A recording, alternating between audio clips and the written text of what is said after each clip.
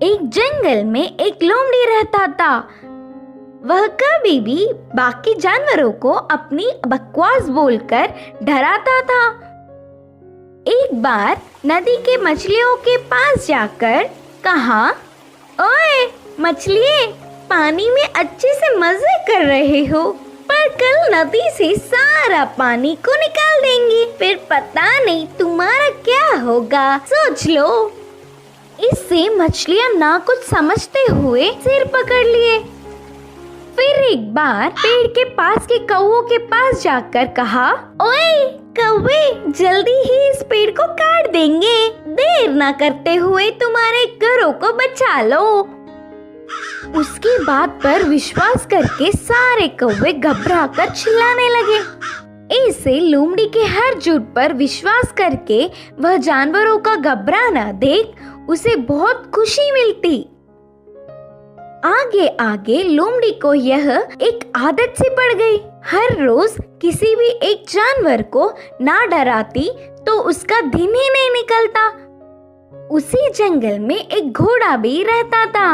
वह हरे भरे घास को चरते हुए बहुत सुंदर और स्वस्थ था।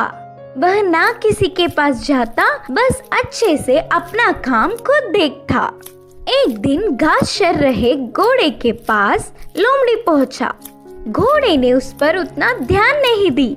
इससे लोमड़ी, यह जंगल में सारे जानवर मुझे देखकर घबरा जाते, नहीं तो कुछ मैं क्या बोलूंगा करके बेसब्री से देखते, लेकिन यह घोड़ा मुझ पर ध्यान ही नहीं दे रहा है, इसकी खबर तो लेनी ही है करके सोचा। बाहर से घोड़े को अपने प्राणों को बचाना हो तो जल्दी से यहाँ से भाग जाओ। वह क्या मुसीबत है?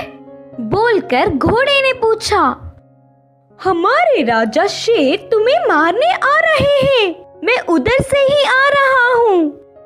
लोमड़ी के बारे में पूरी बात जानने वाला घोड़ा उसको सबक सिखाना चाहता था और कहा, अच्छा बस इतनी सी बात है, मुझे शेर से डर नहीं लगता, उसके बारे में तुम परेशान ना हो। बोल के लोमड़ी लोमड़ी मेरी बात छोड़ो, पहले तुम्हारे प्राण बचा लो, कहा घोड़ा। हाँ, मेरे प्राणों को क्या हुआ? करके संदेह से पूछा लोमड़ी।